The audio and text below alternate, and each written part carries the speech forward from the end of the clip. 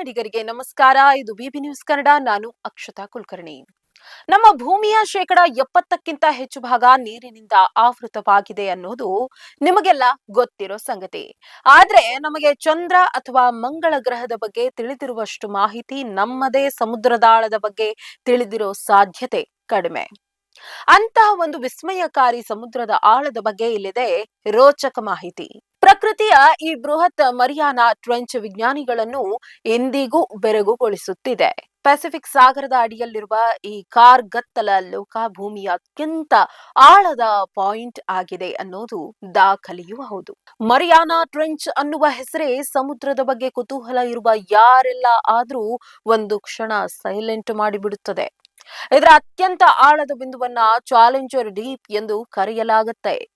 ಇದರ ಆಳ ಬರೋಬ್ಬರಿ 11 ಕಿಲೋಮೀಟರ್ ಎಂದ್ರೆ ನಂಬಲೇಬೇಕು. ಒಂದ್ ವೇಳೆ ನೀವು ಮೌಂಟ್ ಎವರೆಸ್ಟ್ ಅನ್ನ ಈ ಹಳ್ಳಕ್ಕೆ ಹಾಕಿದ್ರೆ ಅದು ಸಂಪೂರ್ಣವಾಗಿ ಮುಳುಗಿ ಇನ್ನೂ 2 ಕಿಲೋಮೀಟರ್ ನೀರು ಮೇಲೆ ಉಳಿಯುತ್ತದೆ. ಇಷ್ಟು ಆಳದಲ್ಲಿ ನೀರಿನ ಒತ್ತಡವು ಮೇಲ್ಮೈಗಿಂತ 1000 ಪಟ್ಟು ಹೆಚ್ಚಿರುತ್ತದೆ.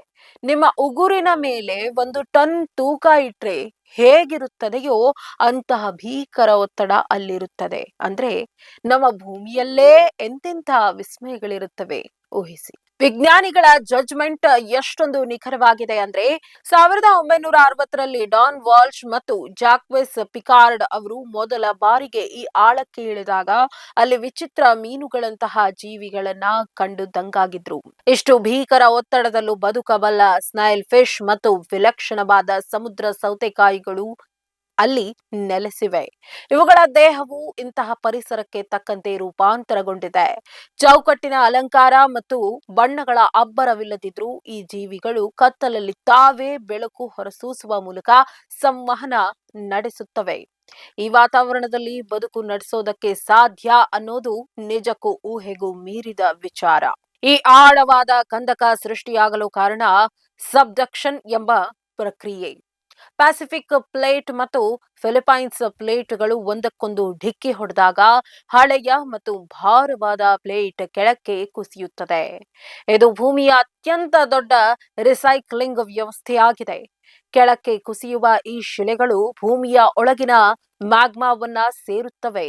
ಈ ಪ್ರಕ್ರಿಯೆ ಜಗತ್ತಿನ 90% ಭೂಕಂಪಗಳಿಗೆ ಮತ್ತು ಪೆಸಿಫಿಕ್ನ ರಿಂಗ್ ಆಫ್ ಫೈರ್ ಜ್ವಾಲಾಮುಖಿಗಳಿಗೆ ಕಾರಣವಾಗಿದೆ. ಹೀಗೆ ಪ್ರಕೃತಿಯ ವಿಸ್ಮಯಗಳ ಮುಂದೆ ನಮ್ಮ ಆಧುನಿಕ ವಿಜ್ಞಾನ ಇವತ್ತಿಗೂ ಚಿಕ್ಕ ಮಗುವಷ್ಟೇ. ಬಾಹ್ಯಾಕಾಶಕ್ಕೆ ಹೋದವರಿಗಿಂತ ಮರಿಯಾನಾ ಟ್ರೆಂಚ್ನ ತಳ ಮುಟ್ಟಿದವರ ಸಂಖ್ಯೆ ಬಹಳ ಕಡಿಮೆ.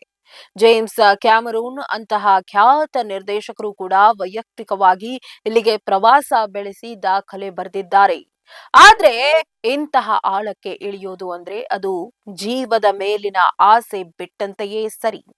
ಕಾಲಕ್ಕೆ ತಕ್ಕಂತೆ ಬದಲಾಗದ ತಂತ್ರಜ್ಞಾನವು ಹೇಗೆ ಅಪಾಯಕಾರಿಯೋ ಸಮುದ್ರದಾಳದ ಒತ್ತಡವು ಅಷ್ಟೇ ಭೀಕರ, ಹಾಗೆ ಅಷ್ಟೇ ಕುತೂಹಲ. ಇಷ್ಟಕ್ಕೂ ಮರಿಯಾನಾ ಟ್ರೆಂಚ್ ಸಮುದ್ರದಾಳದ ಒಂದು ವಿಸ್ಮಯ ಮಾತ್ರ. ಒಟ್ಟಾರೆಯಾಗಿ ಹೇಳೋದಾದ್ರೆ ಮರಿಯಾನಾ ಟ್ರೆಂಚ್ ಅನ್ನೋದು ಭೂಮಿಯ ಆಳದ ಅನ್ವೇಷಣೆಯ ಕೊನೆಯ ಗಡಿ ಅಂದ್ರೂ ತಪ್ಪಾಗೋದಿಲ್ಲ. ನಾವು ಮಂಗಳ ಗ್ರಹಕ್ಕೆ ವಾಹನಗಳನ್ನ ಕಳುಹಿಸಿದ್ದೇವೆ, ಆದ್ರೆ ನಮ್ಮದೇ ಭೂಮಿಯ ಅರ್ಧಕ್ಕಿಂತ ಹೆಚ್ಚು ಭಾಗವಿರುವ ಈ ಸಮುದ್ರದಾಳದ ಬಗ್ಗೆ ಕೇವಲ 400 ಜೀವಿಗಳನ್ನಷ್ಟೇ ಗುರುತಿಸಲು ಸಾಧ್ಯವಾಗಿದೆ. ವಿಜ್ಞಾನಿಗಳು ಸಾಹಸಿಗರು ಇಂದಿಗೂ ಈ ನಿಗೂಢ ಲೋಕದ ರಹಸ್ಯಗಳನ್ನ ಬಿಡಿಸಲು ಪ್ರಯತ್ನಿಸ್ತಾ ಇದ್ದಾರೆ. ಪ್ರಕೃತಿಯ ಈ ಅಗಾಧ ಶಕ್ತಿಯ ಮುಂದೆ ಮಾನವ ಇಂದಿಗೂ ಕೇವಲ ಒಬ್ಬ ಮೂಕ ವೀಕ್ಷಕನಷ್ಟೇ. ಇದಾಗಿತ್ತು ಈ ಹೊತ್ತಿನ ಸ್ಪೆಷಲ್ ರಿಪೋರ್ಟ್. ಸಮಗ್ರ ಸುದ್ದಿಗಳಿಗಾಗಿ ಸದಾ ಗಮನಿಸಿ ಬಿಬಿ ನ್ಯೂಸ್ ಕನ್ನಡ. ಇದು ಕನ್ನಡಿಗರ ಪ್ರತಿಧ್ವನಿ.